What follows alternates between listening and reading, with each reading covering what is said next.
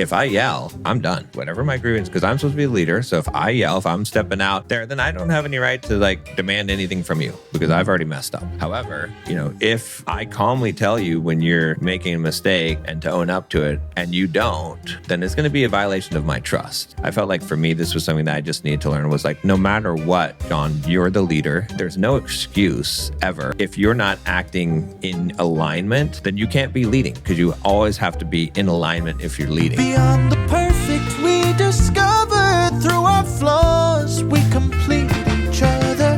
Better than perfect we stay. Through every fault we find our way. All right, welcome back to the Better Than Perfect podcast, where every week we share with you how two imperfect people helping each other grow equals one better than perfect relationship. That's right. And we're back after it's an eventful event that happens. Yeah, it's been a while since we recorded an episode, but I mean, because we're on top of it, there's no lag, so. Yeah, but we were getting dangerously close, so it's going to be a marathon day today. Yeah, it's been 4 weeks, so we got to record some episodes, but yeah. Well, why don't you tell them why it's been 4 weeks? Well, if you recall the last episode, I talked about the Spartan race that I was going to do. And I did do the Spartan race.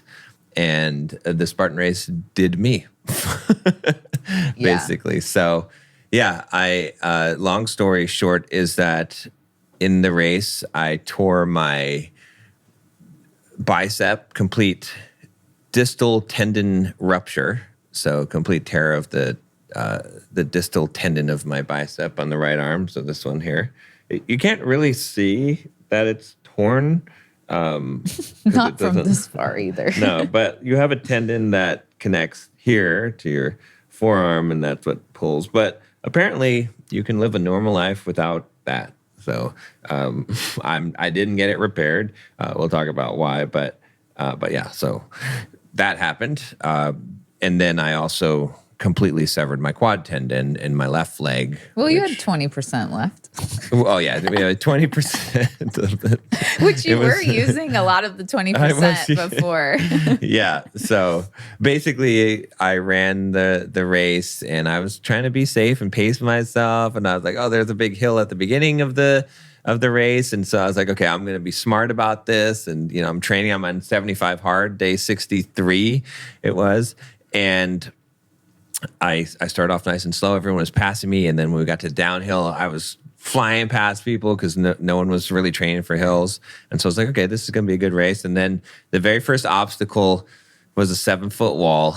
And for I don't know what reason, I climbed up the 7-foot wall and decided to jump off of it. So I jumped straight off the 7-foot wall, smashed both of my feet on the ground. I thought I broke all the bones in my feet. I probably weakened the quad tendon. I might have partially torn it right then. That might have been what happened because it was hard ground trail. So I thought, I was like, oh shit. I'm like, I just smashed my feet. I just smashed all the bones in my feet. Great, smart, great way to start. Right? Because it hurt like hell. It was like, a belly flop for your feet. And I was like, okay, I don't know if I can even keep on running. But I was able to run with a limp.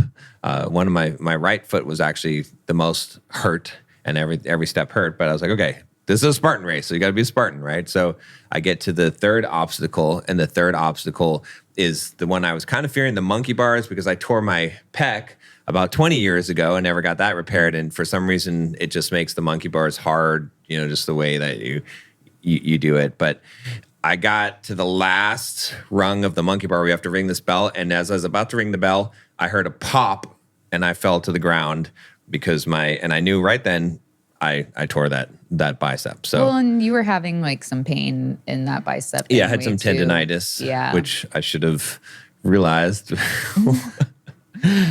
So then I was like, okay, I'm 1 mile in. It's like a 6-mile race. There's 23 obstacles. I'm on the third one. Yeah, I hadn't even seen you at this point. Yeah.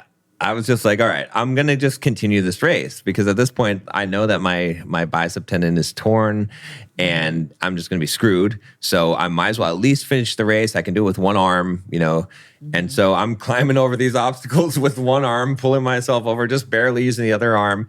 And then I get 5 miles in. So I run another 4 miles. My right foot is hurting like hell. Well, by the right? time I saw you, there was another monkey bars and you like skipped it. Oh, yeah. And at that point I was like, something's wrong because John would have like at least attempted the monkey bars. Like when I saw you just skip that, I was like, something's not right. Like something happened. But I didn't get to see you like as a spectator until like the 8th obstacle. So like all this stuff had happened in the beginning and I didn't see any of it. No. And I tried a second monkey bars after I tore it just to see because I was like, I'm pretty sure I tore this thing, but I was like, oh yeah, we're not doing this. So that was the third monkey bars? That was the third one. Wow. And so you could, if you skip an obstacle, you have to run like a penalty lap or whatever. So I did that. But then I was 5 miles in at this point. So 1 mile to go. You know, I'm doing good for my feet hurting and my arm being busted up. But I was like, okay, let's just finish this thing. So there's this obstacle where you have to take this 60-pound sack, right? Put it over your shoulder, which is hard to do with the broken arm, but whatever. I did it, climbed up the hill, and then you got to climb down the hill and drop off the sack. And so on the way down the hill, there's a bunch of people in front of me and I'm getting a little impatient. I'm like, okay, I'm doing good pace. So I'm like, and they're walking down the hill and I'm like, all right, I can jog down this hill with this sack. And reasonably, I would be able to do that because I do trail running, like running down a hill is, you know, but considering all the injuries and that there was a 60-pound sack on my shoulder and I didn't have trail running shoes and the trail was pretty loose dirt, I probably shouldn't have done it. But immediately, as soon as I started to run down the hill, I immediately lost traction and I fell backwards. And there just happened to be a metal rebar pole sticking out of the ground that they had roped off the course. And I don't know exactly what happened, but I fell backwards and I remember seeing the pole and being like, oh, fuck, I'm going to get impaled by this pole. And excuse my language, but I was like, and I fell backwards and I think the pole went into my knee. It didn't pierce the skin, but I think it went into my knee, maybe under my kneecap. Somehow it severed my quad tendon because when I was on the ground, I went to look down at my knee and I thought, okay, there's going to be a pole sticking out of this knee because that thing fucking jabbed into my knee. But there wasn't. But I went to bend my knee just to test, and the kneecap comes up out of the skin. Yeah. And I was like, oh, because what happened was the quad tendon at the top holds your kneecap down. You got a patella tendon from your shin that's holding it. Like you got these two tendons and you got the kneecap in the middle. And so this one was severed. So when I bent my knee, my kneecap went bleep, just like that. Yeah, I almost, that's where I started to feel like when you see your kneecap go like this, you start to like, that's where the shocks, you get woozy, like you're like, oh shit, I'm injured bad. I'm not getting back up. Yeah. So they had to wheel me, like get an ATV vehicle, whatever, golf cart thing and take me out and make a makeshift splint out of like some cardboard.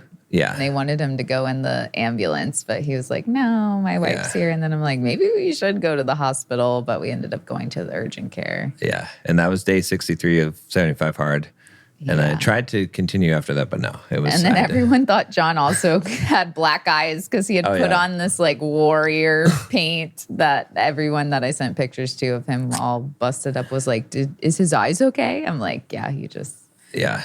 That was his makeup. So then when I went and got the MRIs and all that stuff, it turned out that, complete, I knew I had the complete bicep tear. I told the doctor when I went in there, I was like, yeah, this is torn, and she's like, yeah, that's torn. So it turned out that the MRI showed that the quad tear was, which was interesting because I had, in the time period, like in the 1 week that I had the injury, I had rehabilitated my leg. It was still swollen, but I was able to walk. I was able to like bend my knee. Like, I was getting back into use, but the surgeon, he was like, yeah, you're doing it now somehow, but in 10 years, you're not gonna be able to walk. Yeah, you only had 20%. Yeah, so he was like, you need to get it reattached. So I went into surgery, got that done, and that was the worst. Waking up from surgery was the worst pain of my life. And that was like 2 weeks ago, a little over 2 weeks ago. Yeah, 3 days of got the surgery. Of 9 out of 10 pain, just nothing. It's like it basically the pain was like if you've ever bumped your kneecap like on something like on a table or something, you run into something and you hit your kneecap or your funny bone, but your kneecap, if you've ever kneecapped yourself and it's like that sting where you're like, oh fuck, but then it goes away after like 10, 20 seconds. Imagine if it never went away.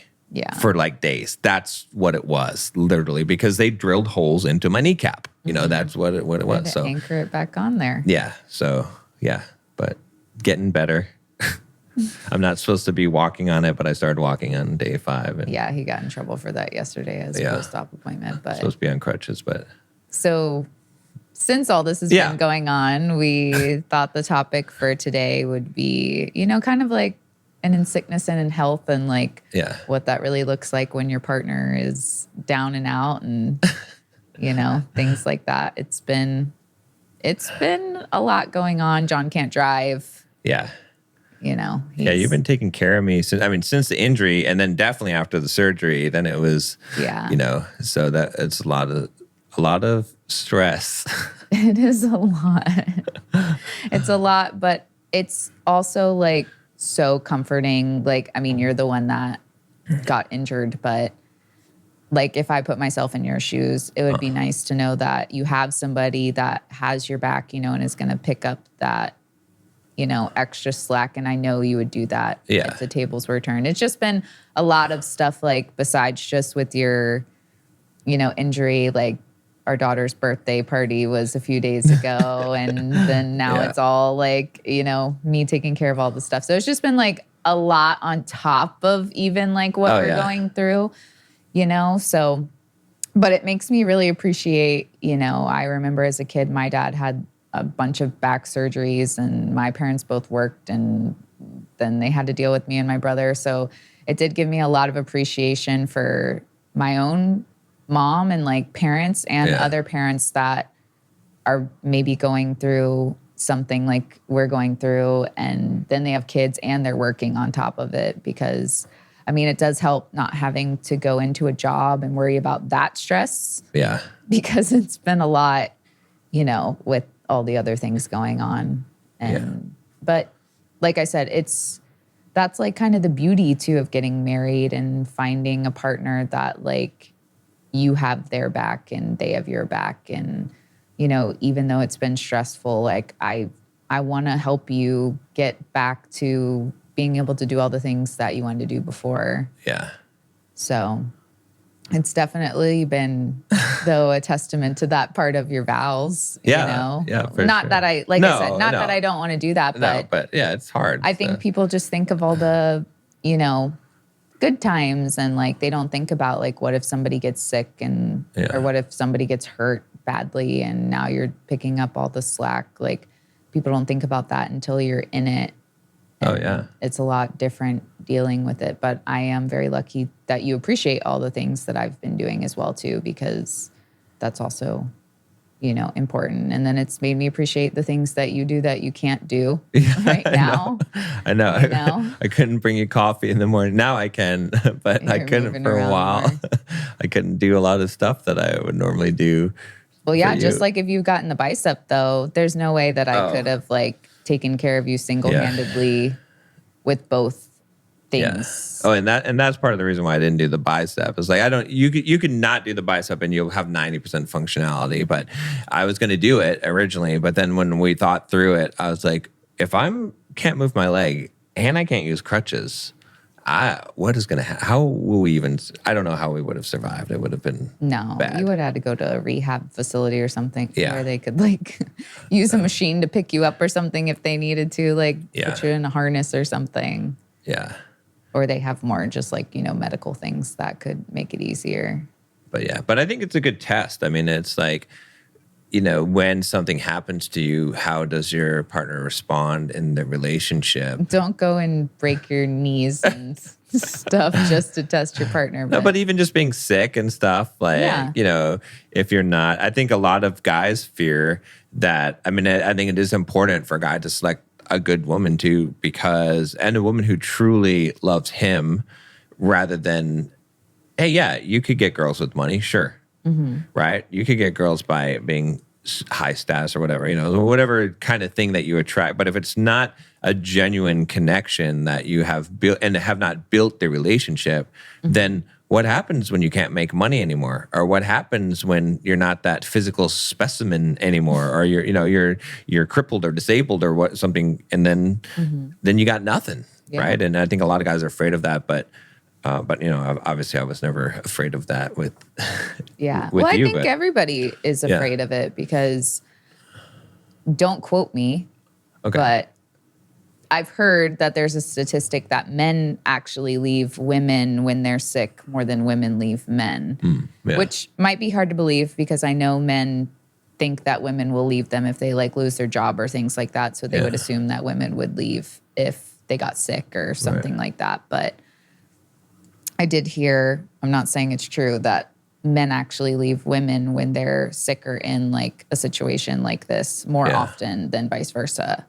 But it's understandable to be afraid of like not being able to live up to the capacity temporarily or maybe even permanently because, some people become paralyzed or something and that changes their whole life. But when you make that vow and that commitment though, you should make it knowing that you're going to love that person no matter what. Like you shouldn't say, yeah, I'll love you in sickness and in health. And then things happen and then you don't like, I don't know. You're like, now I don't think I can because then it's like, do you love them the way that you thought? Because even if you were stuck like this forever, I would still love you just as much as I love you before. It doesn't make it harder. Yeah. But that doesn't the love that I have for you makes it worth it, whether it's easy or hard. Yeah. So, it's easier to put yourself in these shoes when you're getting a taste of it, like if your husband's injured or your wife is sick right now and they're going to get better. But sometimes like they don't get better and sometimes it's a long time and that doesn't make it easy, especially for the other part, like the partner going through it and the partner taking care of everything. But if you love somebody so much, that does help you get through it and you want to like be there to help your partner and things like that. You don't view it as like something that the burden. Right. Yeah. Like something that I have to deal with this. And it can be a lot worse. I mean, my mom, before she passed, she had Parkinson's and my dad was the primary caretaker for her for 7 years. Yeah. Maybe even a little bit longer than that and towards the end, the last few years, I mean, it's, he had some help as well, but it is still a full-time job. Like you're completely taking care of someone who can't even really communicate with you, who like it's a big. And you're watching them deteriorate. Yeah. So that's that can happen. Yeah. And that's a real test of your commitment because that's the thing that you promise, Right. Yeah. It's easy to make that promise when everything's going fine, but you know, when you're faced with it. And I mean, they have specific therapy for caregivers. Yeah. Yeah. And it's so hard being in that situation because, you know what your partner's going through and you don't want to take away from that, but also you're going through something insanely hard. And so it's also like this internal battle of like, well, I can't complain that this is hard because like they're going through this, but it is hard. But it is hard, because it's going to disrupt your life. Just like even just this with my leg. I mean, you had to be sleeping on the couch, right? Because after the surgery, I couldn't get up the stairs.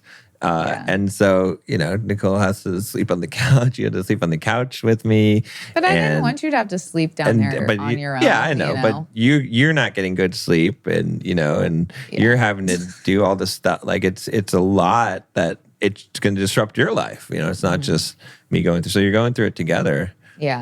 But one thing that I think good that came out of it too for me was just letting you help me, letting you do stuff for me, because a lot of times I'm just like, I maybe rob you of some of your femininity because I want to like do stuff for you all the time, and I don't let you do stuff for me that often.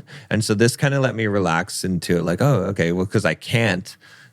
So then at first I was a little bit more resistant, but then I was like, oh okay, go ahead and make me some food, or go ahead and grab me this, or, or even asking you to, like, I normally don't ask people to do stuff for me. That's just like, I never ask people to do stuff for me, but I was asking you, could you do this for me?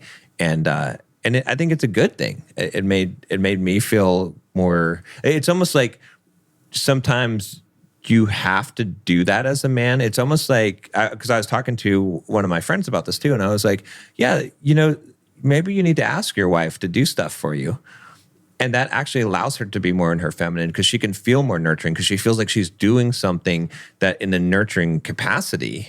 And so I think there's, for me, it kind of just clicked that, John, maybe you need to like not all the time be like, no, I can just handle everything myself. Even if you can, just be like, hey, could you do this for me? Because that actually makes another person feel good when they can do something for you. Yeah. So, yeah, that makes sense. Because I know at first you were like, let me do it on my own. I'm like, this is the time for you to like let me do these things for you because I don't want you to hurt yourself and I don't want you to feel like you have to prove yourself by doing these things. Yeah. But yeah, I mean, their lessons come from things like this all the time. And like I said, I have a new appreciation for like the people who are doing this in different capacities, like with even less time and energy because they have other things than what I'm even dealing with right now. Yeah. Yeah.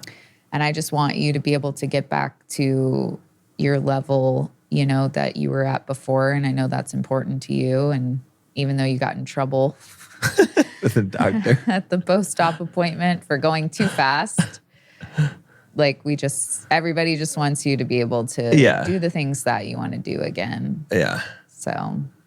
But and I think, what was I going to say as well?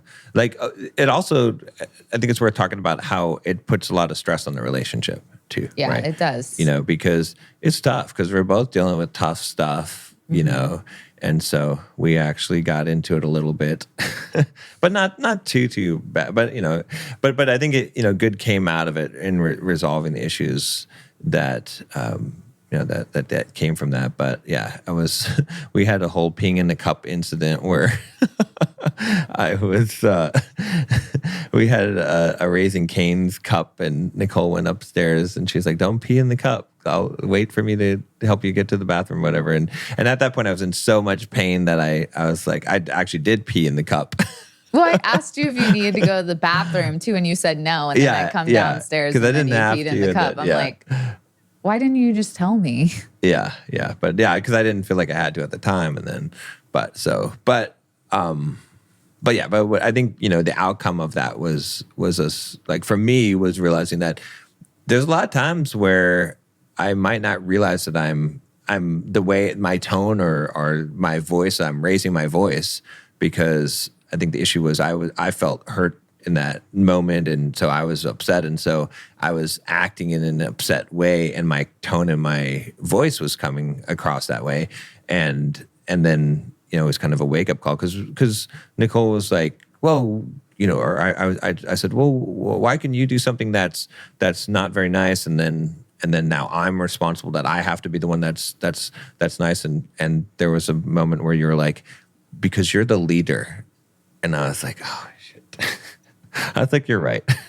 and that was true. That was it because I'm the leader. And so I came to kind of an agreement, that kind of a pact with myself, but we talked about it as well, is that if I raise my voice, if I'm not speaking in the right tone, like if I'm starting to yell, then whatever my grievance is, now I have to dismiss it because that's not the way that I want to show up and be. So. Yeah. Well, I think it was hard too, because I knew that you were in a more vulnerable and like emotional state because of what you were going through. But also like the way you were acting was more extreme than you normally would. Yeah. And I was afraid that if I just let it slide or just dealt with it, that you would continue to do that. Right. Yeah.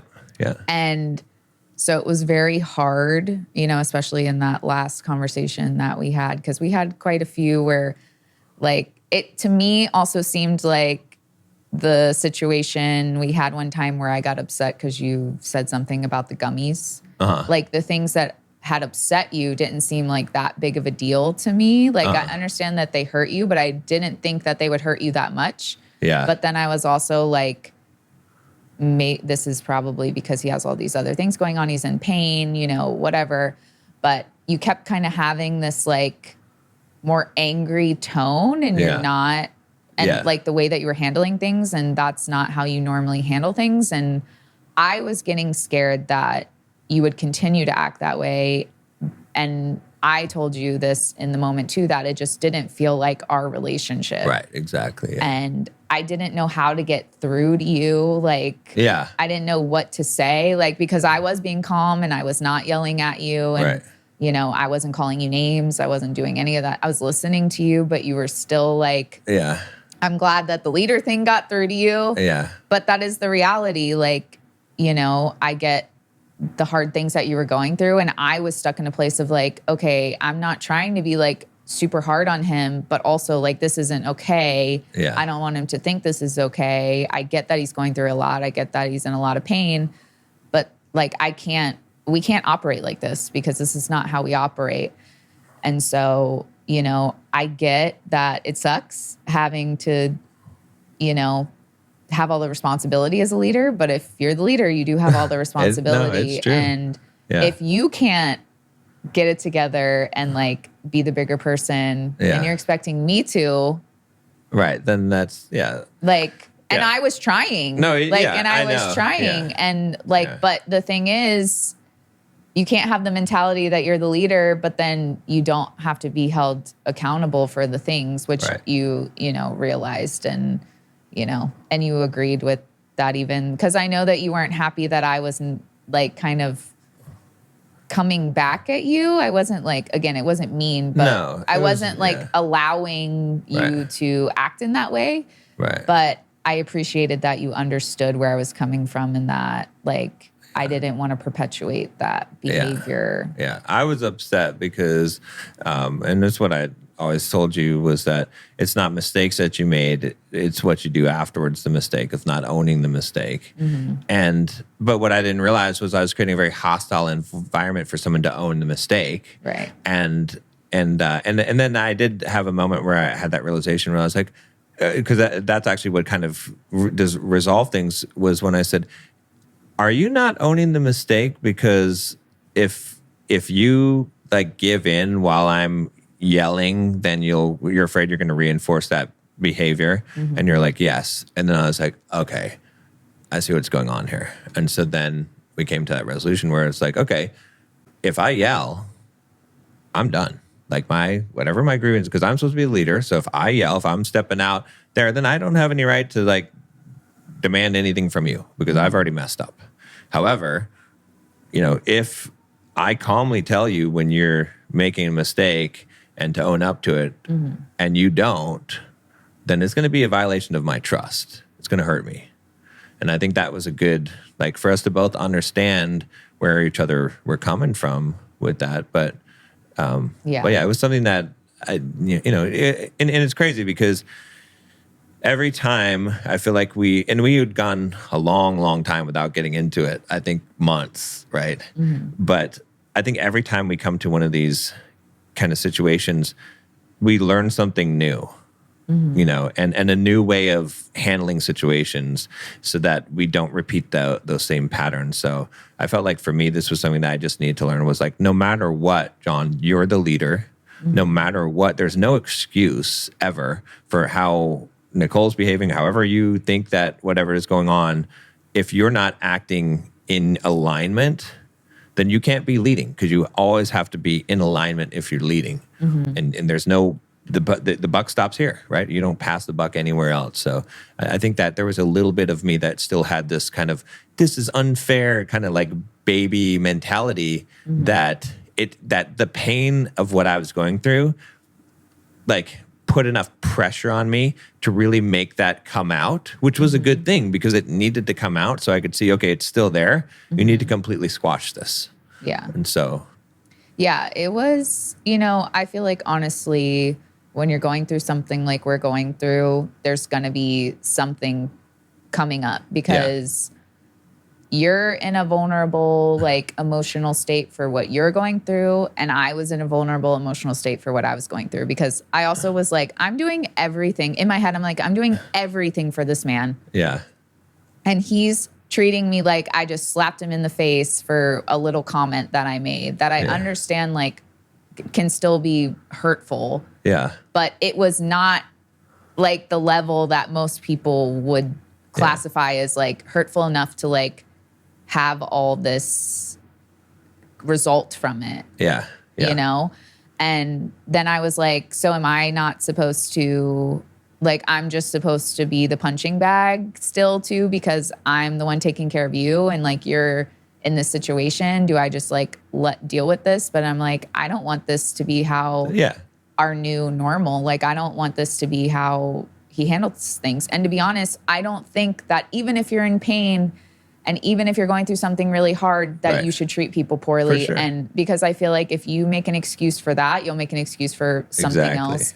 And then it'll just turn into something bad. Yeah. So it was really hard because I didn't want to upset you. I knew you were going through a lot, but I also could not continue the way that things were going. Yeah, but it was necessary, right? And it's like, I think the thing for men to realize is that like, if you're in full alignment and you're doing everything right as a man, as a leader, and your wife is not, then correction. Then you can say something and be like, look, this needs to change. This is what has to happen. Like you can, but if you're not, then you don't have any, like you erode your own authority in the situation. And so, and that's the thing is that, that I had to kind of learn and figure out. It's like, it's up to me, first of all, to be in alignment, right? Because you can't really check someone else if you haven't checked yourself first as the leader. Like, so that's the thing is first you got to check yourself. And sometimes it's like, you're like, no, that's not fair because, and you go off and somehow you're justifying your misaligned behavior because someone else's behavior is misaligned, which is, or you're in pain or none of those, that's all bullshit. That's all excuses and it's no good. Yeah. So, but one other thing I think that came up too that I think is a good one, just for a tip for women, because we kind of struggled with this early on. And this is something that I think is kind of an instinctual pattern in women is that at first, and this has happened before, like when I hurt my ankle and stuff, is like, I think women want to get really, they're afraid of someone being hurt. So they kind of almost like take that out on the person being hurt. Because there was this, when I first got hurt, it was like, and I was trying to do something and you're like kind of getting upset at me.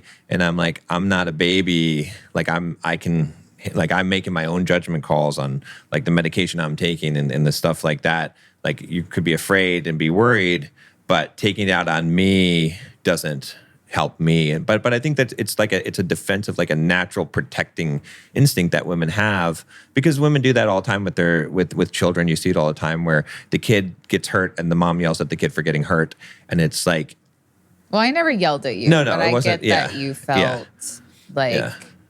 Well, I think too, it was that I just wanted to know what you were doing so that I could be prepared in case something did happen. Like I don't have a problem with you doing stuff for yourself. I mean, sometimes it makes me nervous that like you're taking the wrong medication. Like I know you do a lot of like research, but I know that like with the medication thing, I was scared that you were going to take something that didn't go together and then now you're in worse state and things like that. And I get that you make your own decisions, but I think too, it's like if someone's taking care of you, like you should at least keep them in the loop of what's going on. And I just didn't feel like, I feel like I'd be like, wait a second. So like that I wasn't in the middle of doing something in case you did fall or something like that.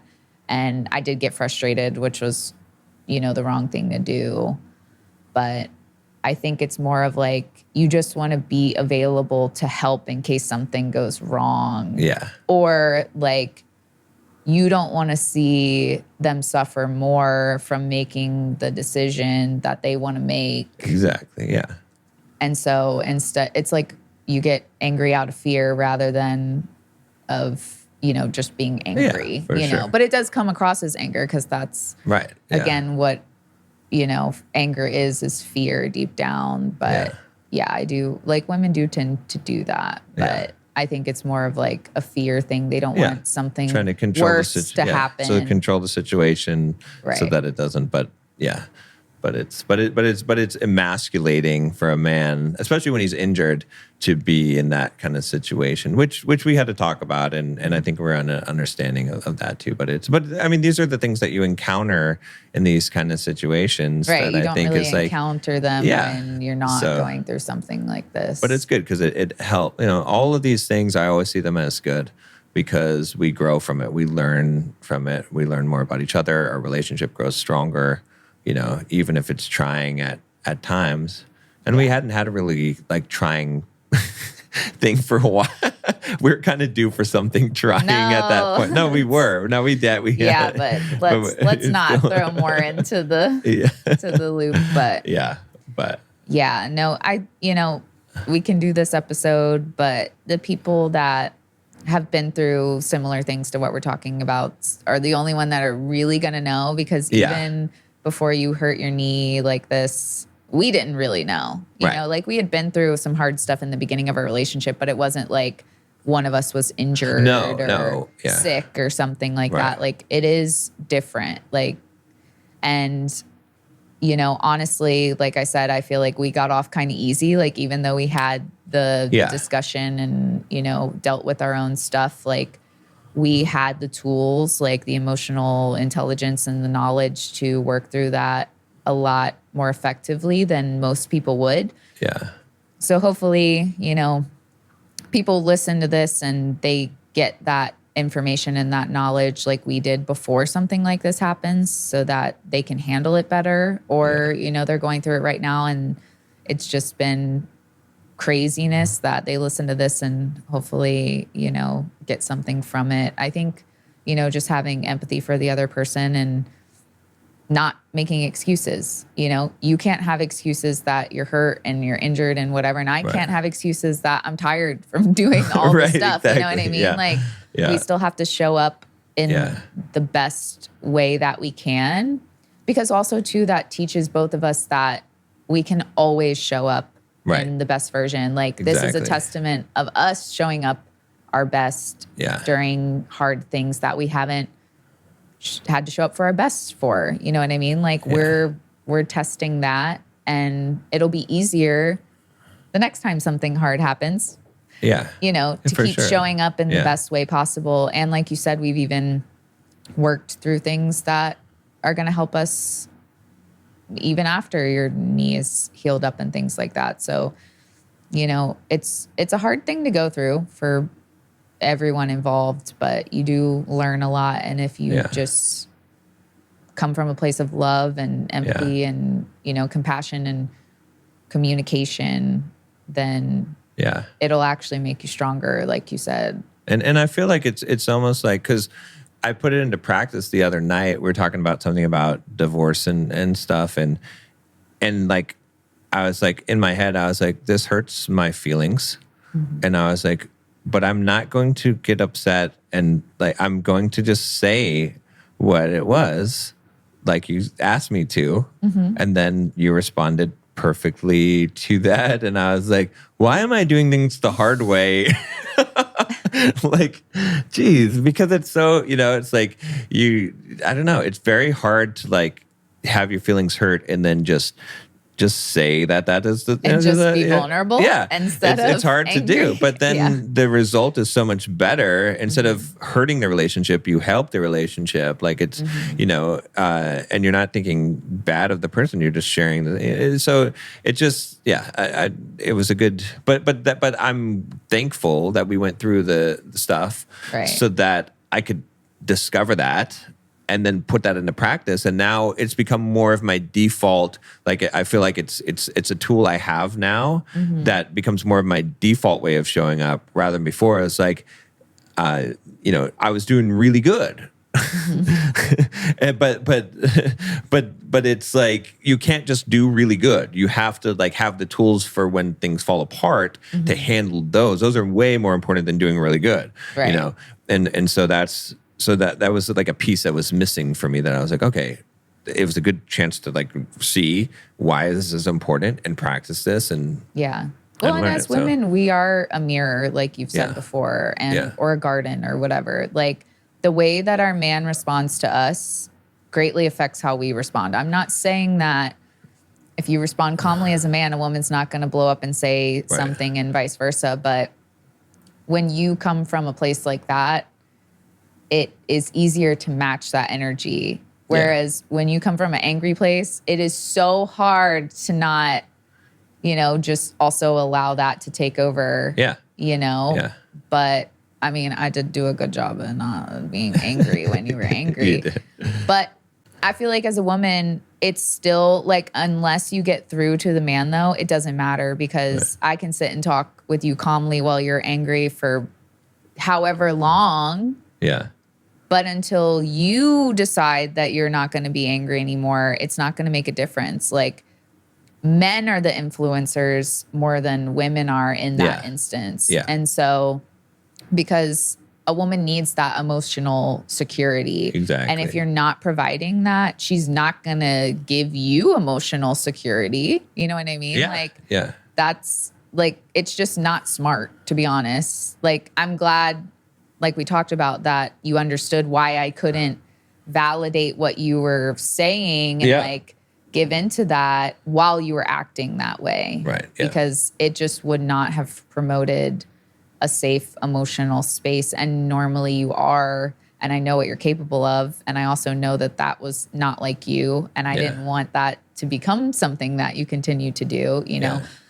So that's why, like, when I told you were the leader, like, you do, like, if you're the leader, you're going to have to lead. Like, you can't be like, I'm the leader, and then when we get in an argument or something, now I'm the leader, but I'm not the leader because I tried to lead you to, I mean, the only thing that led you there was me saying that you're the leader. You know what I mean? Yeah. So, like, you can't pass the baton like that. Like, you do have to, and I'm not saying that women get off free because they're not the leader. No. Like, but they need to do the right thing as well, too. Right. Well, but like I said, if the man is in alignment doing the right things, then he can provide correction. Right. But he can't when he's not. Right. Because it won't be heard, and it also will be hypocritical, right? And it's not leading, because you can't really lead that way unless you're like, but if you're in alignment as a man, then if a woman's not being accountable, you can then calmly say that and say, look, this is what's going on. This is what's happening. It's not good. Like, you need to take accountability for this. This is your responsibility. Right. You're doing it in that way, not in a harsh way, in a yelling way. That's fine. That's acceptable because you checked yourself first. Right. But if you don't check yourself first, then it's just an argument. There's no difference, like, who's right or wrong, because you're both wrong. So then you're more wrong because you're the man. That's what it comes down to. You know what I'm saying? Like, if you're a leader and you're in an argument, then you're wrong because you're not supposed to be. That's not how it's supposed to operate. Yeah. So, but I mean, like, people are human. The thing is, though, you have to be open to hearing the truth, because sometimes it's hard. I've been open to hearing hard truths from you, and you've been open to hearing hard truths from me. And that's also important, because this sort of situation where your partner's injured or sick or whatever, it's very emotional. It's a very hard time for everybody, like we've been talking about. And so if you have some things come up, because like I said, it's a prime time for arguments to happen because emotions are high and everybody's feeling a bunch of stuff and they're stressed out in different ways. Like, look at it as a time to strengthen your relationship as well, too. Like, be there for your partner in a way you haven't been there before. Yeah. And, if you're the one going through it, try to not let all those emotions you feel about the situation you're in also dump onto your partner. Exactly. Yeah. Like, there's still things that we can think about and grow from, even in instances like this. And it is hard. Yeah. Like you said, your whole life, that your routine and all that stuff is just thrown off. And you're not sleeping. I haven't slept good in months. Yeah. It's a lot. And I'll say one more thing about it, because I know we gotta, is that day, my YouTube video on my channel, the video that came out was, however you are on your worst day is who you really are. Ooh. And I looked at my video. The universe was and I was like, oh. And then I tried to make excuses. I'm like, yeah, but not in this case. And then I was like, no, John, this is really who you are. Right. And it's true. But we do need to acknowledge it. And I think that's just important for everyone who's listening to acknowledge is however you show up on your worst day, when you're 9 out of 10 pain, that's who you actually are. Everything else that you're pretending to be is pretending to be. But the good news about it is that that's the only time when the surgery, when the skin is all peeled away, the flesh is all peeled away, and you can actually do some open heart surgery on yourself. Yeah. So when everything's good, you can't really hit the inner part of yourself because it's good. But when you're in pain, when you're in a bad situation, when it's your worst day, that's when you can make the choice to make a permanent change in yourself. You can do the open heart surgery, and that's where you get the benefits. So even though these times suck, and it sucks to find out that you're not as good as you thought you were, but because a lot of people are like, they think that they're as good as they are on their best day is who they are, and they're just having a bad day. No. The sad truth is that we all have to face, because I had to face it myself, is that whatever you show up on your worst day, that's who you are. And you have to acknowledge that, and then fix it.